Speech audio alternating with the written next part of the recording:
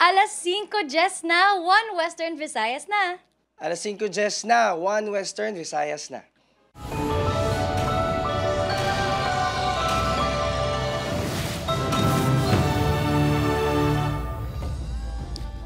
Mga balita nga atong tutukan subong nga Martes, kaso sang animal cruelty nagluntad sa Ibahay Aklan, kag Leganes, Iloilo. Isa ka hinuptanan nga karabaw na sapwan nga nakabitay sa Ibahay Aklan, samtang hindi mangdubo sa 20 kaido ginaligar, ginpanghiluan sa barangay Cariminor, Leganes, Iloilo. 3 kalalaki arestado sa pagpangawat sa mga tanom nga bulak sa Ahoy, Iloilo. Nakuhaan pa ang drug paraphernalia. City veterinarians ng Bacolod City LGU ginaimbestigaran bangod sa natukiban nga expired ASF PCR kits. Fishing vessel halin sa Palawan nagkapan sa Kalalauran sakop sang Aninii, Antique. Kag madinuagon nga Christmas lights display sa Aklan Provincial Capital, ginpasiga na.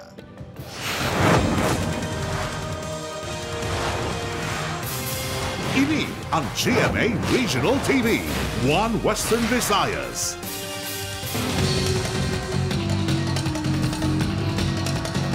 Mayong hapon, Western Visayas kag Negros Occidental, malantaw makita sa live streaming sa YouTube channel sa GMA Regional TV kag Facebook page sang 1 Western Visayas. Sa nagapangunang nga balita, isa ka karabaw sa banwa sang Ibahay Aklan na sapwan nga kasubo nga ginbitay sa puno sang kahoy. Samtang ginabanta 20 kaido ginaligar ginpanghiluan sa barangay Cariminor, Leganes, Iloilo. Ini ang gintutukan ni Kim Salinas. Nagalalain ang barangay Kagawad nga si Adel Secciona sang nasapuan ang iya hinuptanan nga karabaw nga wala na sang kabuhi samtang kasubong nga ginbitay sa puno sang kahoy malapit sa ilang uma sa barangay Antipolo, Ibahay, Aklan. Pahayag sang tagiya sang karabaw, ginbilin niya ini nga nakahigot sa kahoy sang Desyembre 6. Sunod nga adlaw temprano pa ini nagpadulong sa ilang uma. Apang natingala ini sa nakita nga wala na sa lugar sa rin ginhigot ang hinuptanan nga karabaw. Nang luya ko ini sa nakita nga wala na sa kabuhi ang iya karabaw. Pag nakita ko, umiyak ako eh. Parang hindi ko mapigilan. Tapos parang napitan ko at saka hinimasimas na lang kasi naawa ko. Tingnan ko patay na talaga eh. Nakatali, parang nakatanga. Yun, tawag. Tapos dito sa leeg, nilagyan ng tali. Yung parang binikti. Apang hindi lang kuno ini labing unang ation nga may kasubong nga insidente nga natabo. Ginkumpirmar man sang barangay Kagawad nga sa among adlaw nasapuan ang isa ka karabaw sang ila chief tanod nga kasubong nga ginbitay man. Sang tinalikdan nga mga sinimana, 3 pa ka separado nga insidente sang pareho man nga pagpanghalit sang kasapatan ang natabo sa mga barangay sang Undoy, Tagbaya kag Aquino. Kung sino naghimo sinito, ising man guro ng grupo. Kamo na gani gin-advise namon sa pumuluyo dito sa barangay. Samtang hindi mabaton sang caretaker ang natabo sa Ilocos nga si Max sa barangay Cariminor, Leganes, Iloilo sang damlaglang. Alas 12 kuno sang kaagahon sang nakabugtaw ini kag nakita na lang nga nagabura na ang baba sang ido. Buligan ko gid bala magkuway bala mga bula-bula sa baba ya. Masakit gid sir. Importante gid sir kay siya isa pa sa balay gabantay sa amon. Kung ara nang tagiya, ara gid siga una gid nga tawag na. 5 naman katuig gahatag kalipay si Moymoy sa pamilya Figuro. Apang sang nagligad lang nga semana, nasapuan man ini nga patay sa sulod mismo sang ilabalay. Siyempre, natural maluoy naman sa sapat mga ginalagaan ng pila ka tuig. Ang mga ido ang ginapatihan sa mga tagiya nga ginhiluan. Ginapayag, 20 ka ido ang ginaligar biktima sang pagpanghilo sa barangay. Apang suno kay punong barangay Anthony Diaz, 2 lang ka residente ang nagreklamo sa iya kag wala matumod kung pila ka mga ido ang ginpanghiluan. Singko ka ganun i-transfer ko naman ang rubing sang tanod, matinto to sila. Amo na bla para nga at least mabalaan. Kung may ido sila, dapat kung gabi muso nila. Hindi na lang pagbuyan ni kurungo nila. Upod Caramel Porquia, Kim Salinas, 1 Western Visayas. Tatlo ka lalaki arestado sa Barotac Viejo matapos ginaligar ng ngawat sa mga tanom nga bulak sa Banwa sang Ahoy. Mga suspect nakuhaan pa sa drug paraphernalia. Si Julius Bilacaol nakatutok. Puno sa nakapat nga mga bulak ang likod sa sininga pickup sang ginpadulog sang kapulisan sa Barangay Poblasyon, Barotac Viejo, Iloilo. Ang mga bulak ang ginaligar ginkawat sa mga sakay sang pickup sa Barangay Luca, Ahoy, pasado alas 11 Domingo sang gabi. Guba nilang hardwire. Ang mga guba na to nilang hardwire, muna to sa pagkuha na sa mga bulak. Ang mga bulak ang ginapanagihan sa babae nga ginkilala lang kay alias Jessica nga residente sa among lugar. Naaktuhan pa sang himata sini ang ginhimo sa mga suspect. Gani gilayon ini nga nagpahibalo sa iya partner nga personnel sang Ahoy MPS. Gilayon man nga ginpabantayan sa Barotac Viejo Police ang salakyan. Sang ginusisa ang sulod sa salakyan, natukiban nga magluwas sa mga bulak. May mga karga man ini nga kagamitan sa pagpamanday, mga peke nga kwarta nga wala man determinar ang balor, kag nagkalain-lain nga drug paraphernalia. May mga 17 pieces plastic sachet. Mga gamit na sir nga believed to be shampoo sir. Then may mga syringe, disposable lighters. Arestado ang tatlo ka mga sakay sang pickup nga sanday alias Kim, 37 anyos, sang Mina, Iloilo, kag sanday alias Mark, 21 anyos, kag alias Reggie, 27 anyos, nga lunsay taga Sara. Ang salakyan ang ginaligar na karehistro sa isa ka doktor nga karelasyon ni alias Kim. Ginahibalo pa subong sang Ahoy Police kung may ginhimo man ang mga ini nga kasubong nga buluhaton sa iban pang lugar. Nagapabilin nga detain sa Ahoy MPS ang mga suspect kag nagapangatubang sa mga reklamo nga robbery kag paglapas sa Section 16 sa Comprehensive Dangerous Drugs Act of 2002. Nagpamaliban naman ang mga ini nga maghatag sa pahayag sa kapulisan kaangot sa ila ginhimo. Upod kay Cirilo Rendoque, Julius Bilacaol. 1 Western Visayas.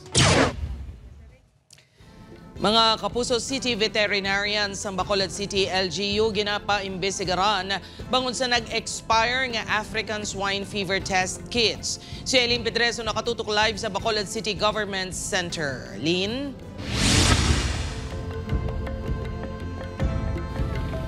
Jared, sentro karon sa investigasyon ng City Veterinarian sa Bacolod City matapos ang ginapahayag pag-uyang sa nasambit nga empleyado sa pondo ng LGU. November 30, 2025 ang expiration date sang ini nga African Swine Fever PCR test kits. Sa 45 ka test kits sa cold storage facility sa Bacolod City LGU. Anom lang ang napuslan. 39 ka PCR test kits ang wala nagamit nga may kabugusan nga balor nga masobra 2.4 million pesos. Ini ang nadiskubre sang inventory team sang LGU. Gani ginpaidalom subong sa investigasyon kag ginpangayuan sang paathag ang head sang City Veterinary Office nga si Dr. Maria Aguida Trinidad de la Torre. We discovered based on the documents nga it was procured last November 2023. Of course, the intention of that is gamiton siya for testing sa aton nga ASF cases. We are delving on the issue, of course, sang management. Kung ging bakal it was intended to be used. Si De La Torre, nagserbisadto nga Vice Chairperson sang Task Force ASF sang LGU. Siya ang nadesignar sa pagbakal, pagmonitor, kag pagdumala sang test kits subong man sa pagpagamit sini sa nagakinahanglan. Dapat may proper kita nga procurement plan. Nga kung magbakal kita sang nanong nga supply, mag-procure kita sang nanong nga equipment, it has to be backed up by utilization plan. As not to waste government fund. Desmayado ang pila ka mga nagasagod sang baboy sang naibaluan nga may mga nag-expire lang nga ASF PCR kits sang syudad nga nagamit pa kuntani sa pagdetect kung may ASF ang isa ka baboy. Super good like sa manong baboy. Hindi gid basta-basta kay damo gid mga permit. Mga yente, example, mga yente na to yung ginabakla namon. Sa ila na kami bayad. Gastugid super gastugid. Gagasto man kami para siyempre, para hindi mauntat ang amon negosyo. Ang amon baboy hindi maepektuhan. Gintiwaan sa news team nga makuhaan sa pahayag si City Veterinarian apang wala sa nagatubang sa amon. Magabase sa iya sabat sa show cause order ang desisyon kung ipaidalong bala ini sa suspensyon o kung magapangatubang sang kaso administratibo.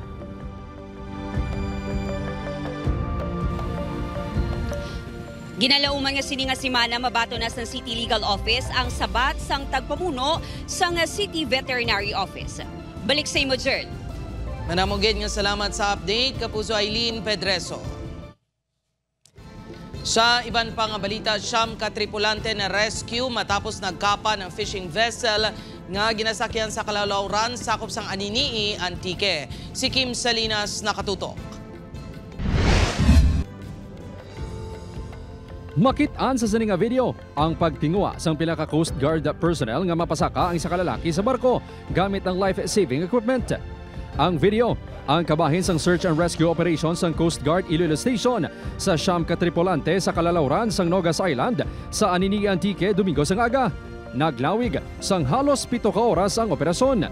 Sunod sa Coast Guard, Disyembre 4 sa naghalin sa Palawan ang sakayan kag padulong sa Iloilo Fishport Complex, dala ang 3 ka tonelada ng isda. Sang nakalabot sa Kalalauran sang Antique sang Disyembre 7 sang kagahon, naguba ang katig sang bangka.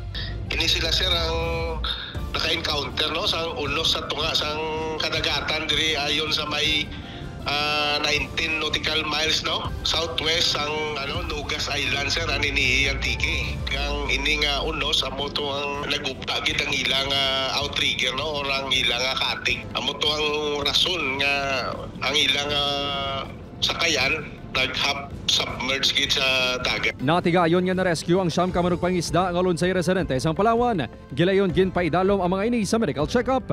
Sang nagwa nga maayo man ang ila kaimtangad, gin-turn over sila sang Coast Guard sa ila broker company sa Iloilo Fishport Complex. Pagka-rescue pa lang sila sa barko, sir, gintakaon man sila dayon sa aton nga mga taga-barko, kag gintagaan man sila sa mga malanga, mga sir, no, kay para makailis sila sang ilang mga padapton nga mga basag. Ginpaigad na ang nagkapan nga bangka agot hindi makasablag sa iban nga nagabiyahe sa karagatan. Hindi man overloaded ang sakayan, suno sa Coast Guard. Upod Carmel Porquia, Kim Salinas, 1 Western Visayas. Mga kapuso, pagpaiway anay sa Department of Transportation sa pag-aproba sang ginaduso nga fare hike gin kadismaya sa pila ka mga transport group kag driver. Si John Sala nakatutok live sa Barangay Seminario, Haro, Iloilo City. John?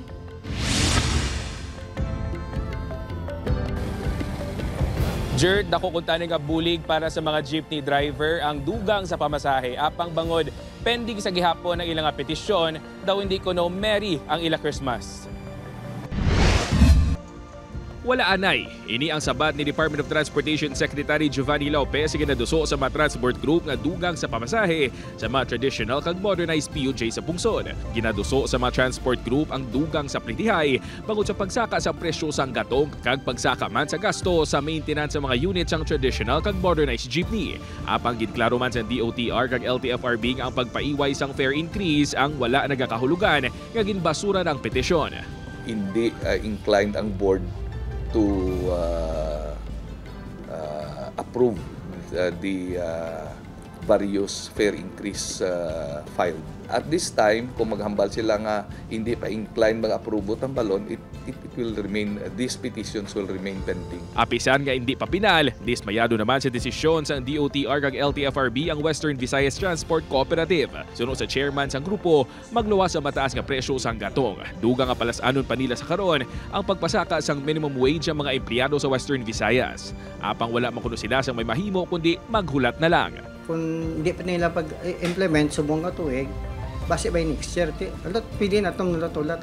Kaya way man tagadali, importante sa tanang na nabala naton, na way man gali gin reject or gin basura. Ginaduso sang grupong halin sa 13 pesos nga regular nga pamasahe sa mga traditional jeepney, himuon ini nga 15 pesos. Samtang sa modernized jeepney naman, halin sa 15 pesos nga regular fare, himuon ini kuntani nga 18 pesos. Nagalaom naman ang mga driver kaangay kay Manong William nga sa bulan sang Enero, mapatuman na ang saka sa pamasahe. Tani patupad nila nani nga patayunon yun ang sakaan ng pamasahe. Kaya dako nga bulig para sa amon niya ng mga drivers ni. Suno kay Attorney Altura, sa baylo nga pagpasaka sang plete, isa sa mga ginalantaw sang gobyerno nga bulig sa mga driver amo ang fuel subsidy. Apang hindi diri komporme ang presidente sang WBTC. Ang fuel subsidy sa katuig isa lang. No? Hindi na sila nga bastante.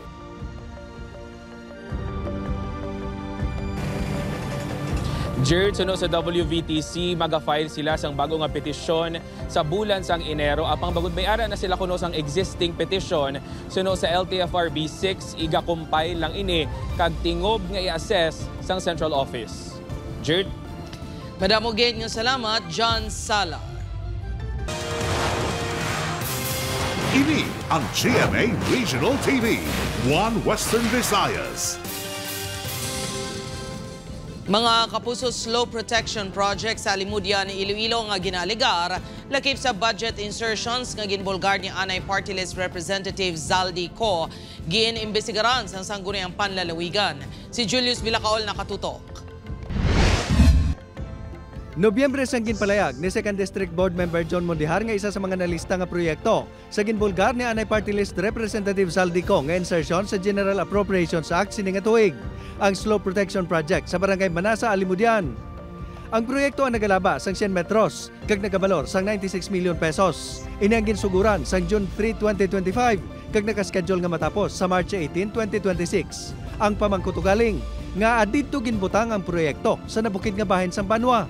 Out there in the back roads, it's not even a national road. What kind of road is that?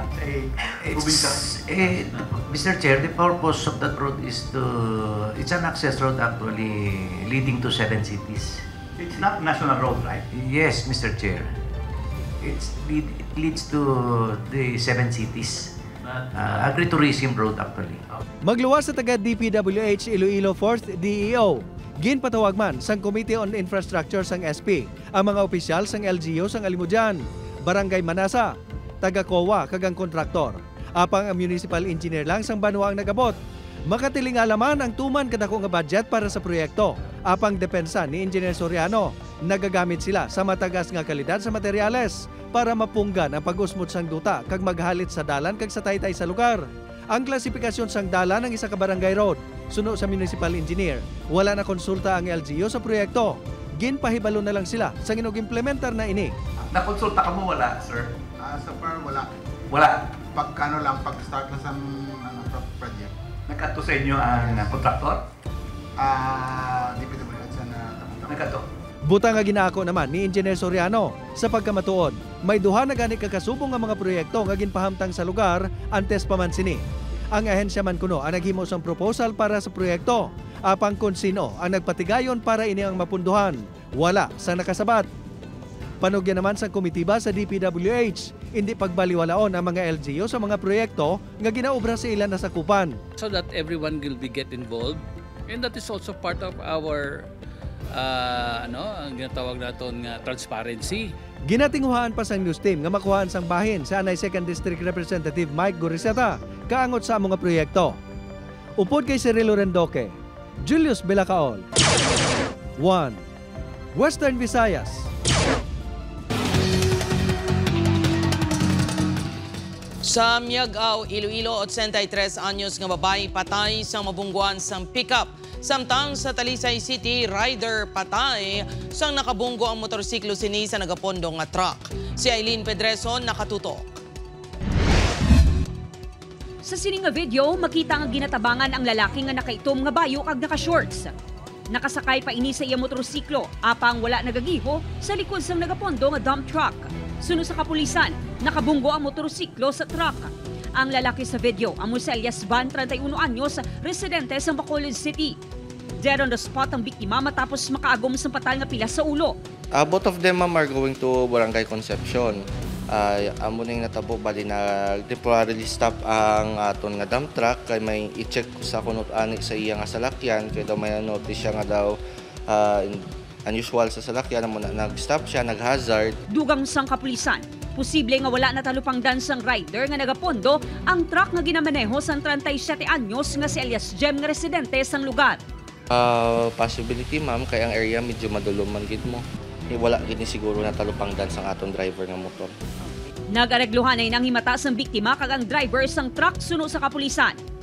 Gindeklarar nga dead on arrival sa Rural Health Unit sang Miagao, Iloilo ang 83 anyos nga babae ang ginkilala kay alias Linda matapos mabungguan sa isa ka pick-up sa Barangay San Rafael sa among nga Banwa. Natabong insidente Sabado sang hapon. Nagikan sa San Joaquin ang salakyan nga ginadala sa 63 anyos nga si alias Boy nga residente sa barangay Lacadon. Yara sa likod sang dalan ng biktima sang madalasa sang salakyan. Ginkusuriya sa kapulisan ang driver apang ginhilway man matapos magpaareglo ang himata sang biktima. Upod kay Reynald Castillo, Aileen Pedraso. 1 Western Visayas. Duha ang ginbawian sang kabuhi sa separado nga insidente sang pagpangtiro sa Banwa sang Calatrava sang Disyembre 7. Sa Barangay Dolis, Calatrava, ginbawian sang kabuhi si alias Mando sang ginlutang sa mga armado nga lalaki sa gwa sang iya balay. Sunod sa kapulisan, posible nga ang pagsuporta sang biktima sa militar ang ginalantaw motibo sa krimen. Samtang, patay na sa masapuan si Police Senior Master Sergeant Romel Aguilar. Sunod sa kapulisan, posible nga ang mga armado man nga grupo ang nagpatay kay alias Mando ang nagpatay sa pulis nga magaserbe kung tani isang warrant of arrest sa isa ka suspect. Apang nagabot ang mga armado nga grupo kag dito na nagbinayluhan na isang lupok kag naigo ang pulis nga team leader sang operasyon. For a night before, nag-coordinate sila sa Calatrava na meron silang magpa-operate sila sa area. Hawak na nila yung suspect na may warrants po ng rape. Habang kausap po nila ito, bigla pong dumating yung armado na galing dun sa kabilang opo. Kaya sila nga nag-encounter.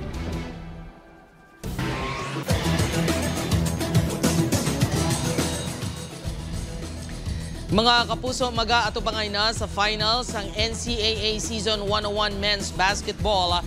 Ang duha sa makabig most decorated basketball team sa NCAA, ang San Beda University Red Lions kag Colegio de San Juan de Letran Knights. Dala sang Red Lions kag Knights sa finals ang legasiya sang nagliligad ng mga kampyonato sa men's basketball.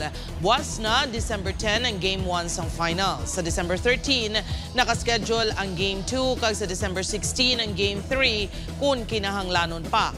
Malantaw ina live sa GTV kag Heart of Asia subong man sa social media pages ng NCAA kag GMA Sports. Ini ang GMA Regional TV, 1 Western Visayas. Mga kapuso, masobra 400 ka traditional PUJ sa idalom sang Bacod, Manibela ang naguntat biyahe kaina sang aga sa Bacolod City. Sa gihapon panawagan sang grupo sa LTFRB nga pasugtan sila nga mag-renew sang prangkisa agod makabiyahe. Wala naman sang dako nga epekto sa pampubliko nga transportasyon ang ginhiwat nga transport strike sang grupo. Subong nakita naton na ayara lang sa aton regional director sang LTFRB mo. Amo ini siya nga mga units ang mga non-disqualified kag dapat i-renew kay para makabiyahe legal. Mga kapuso, mas ginpasangkad pa sang Western Visayas Medical Center, pinagi sa Psychiatry Department kag Mental Health Specialty Center ang WVMC Psychiatry Crisis Hotline. Ini bangod sa nagadamong kaso sang mental health issues kag pagpanakit sa kaugalingon sa rehiyon. Sa datos ng WVMC sa sulod sang 6 ka bulan, 49 ka crisis-related admissions and referrals ang na-record sa ospital. Pila sa mga makabenepisyo sa mas ginpasangkad nga mental health crisis hotline amo ang mga estudyante nga naga-eksperyensya sang pagpangbuli, mga ginikanan nga wala sang dangpan sang ilang problema kag mga nagabatsyag sang anxiety ukon depression. Sa crisis intervention, usually mga doktor na sila, mga residente namon.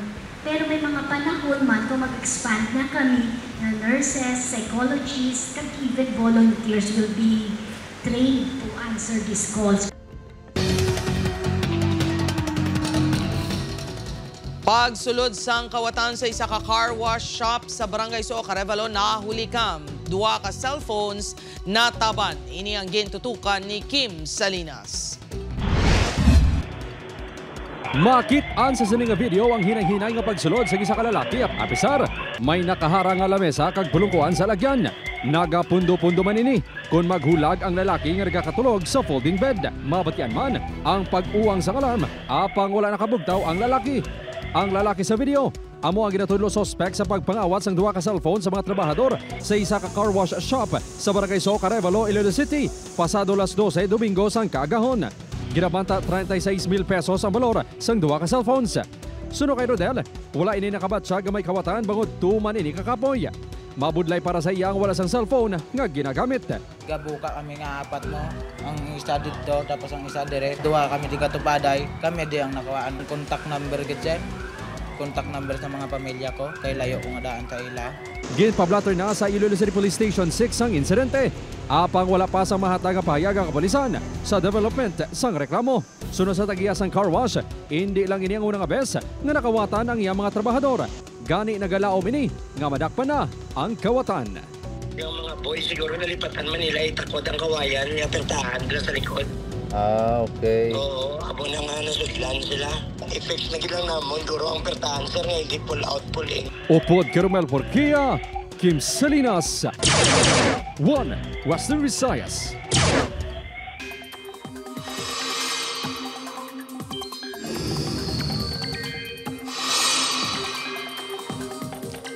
Mga kapuso, nag-dissipate na o natunaw ang low pressure area nga anay Bagyo Wilma. Pero may bago nga LPA nga ginamonitor ang pag-asa. Ulihin nakita kay nasang aga sa Kalayuon nga 130 kilometers na bagatnan sa Pag-asa Island sa Kalayaan, Palawan.